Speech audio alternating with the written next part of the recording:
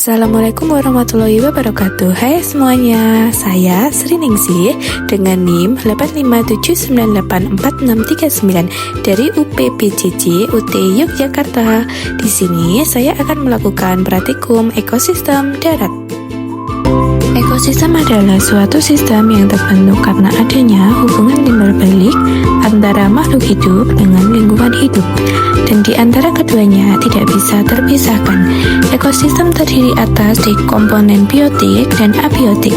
Komponen biotik terdiri dari produsen yaitu tumbuhan dan konsumen hewan, serta dekomposer sebagai pengurai. Sedangkan komponen abiotik terdiri atas bahan anorganik, bahan organik, dan iklim. Dari cara terbentuknya ada dua jenis ekosistem, yaitu ekosistem alami dan buatan. Contoh ekosistem alami adalah hutan, padang rumput, gurun, dan gunung. Sedangkan contoh ekosistem buatan adalah sawah, taman, dan kebun. Ini saya akan melakukan video praktikum IPA mengenai ekosistem darat.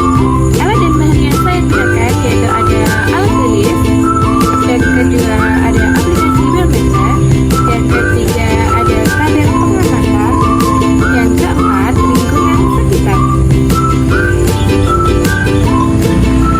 Yang pertama, kita akan menuju ekosistem darat alami yaitu hutan. Komponen abiotik beserta kondisinya yang ada di hutan antara lain cahayanya cukup, suhunya mencapai 31 derajat Celcius, jenis tanahnya gambut dan subur, anginnya semilir, serta keadaan airnya sangat cukup.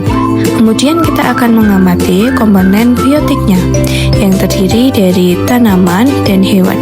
Yang pertama adalah pohon waru. Yang kedua adalah tumbuhan paku-pakuan. Yang ketiga adalah pohon pepaya. Yang keempat ada pohon mengkudu. Dan yang kelima adalah tumbuhan pinahong. Kelima tanaman tersebut saling berinteraksi dengan komponen abiotik di lingkungannya, di mana tanaman membutuhkan cahaya matahari, air, dan juga tanah untuk membantu proses pertumbuhan dan perkembangannya. Selain itu, dalam beberapa tanaman juga membutuhkan hewan yang dapat membantu proses penyerbukan. Hewan yang pertama adalah lebah, yang kedua adalah laba-laba, dan yang ketiga ada kutu putih. Yang keempat ada semut, dan yang terakhir ada kupu-kupu.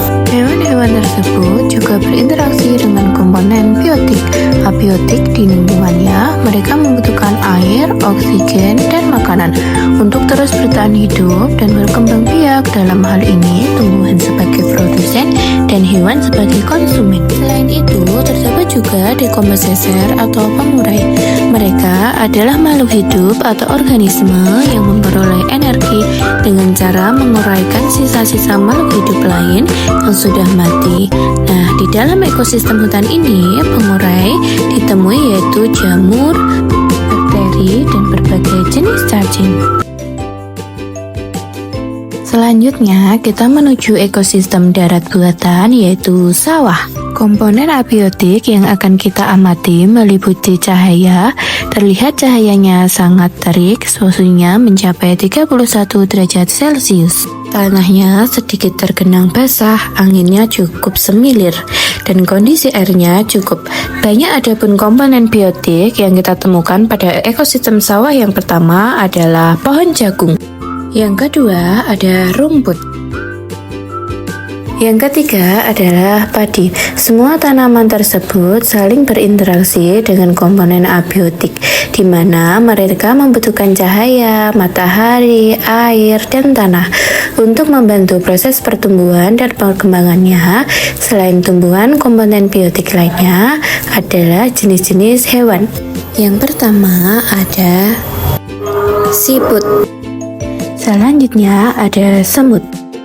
Yang ketiga terdapat belalang. Yang terakhir terdapat capung.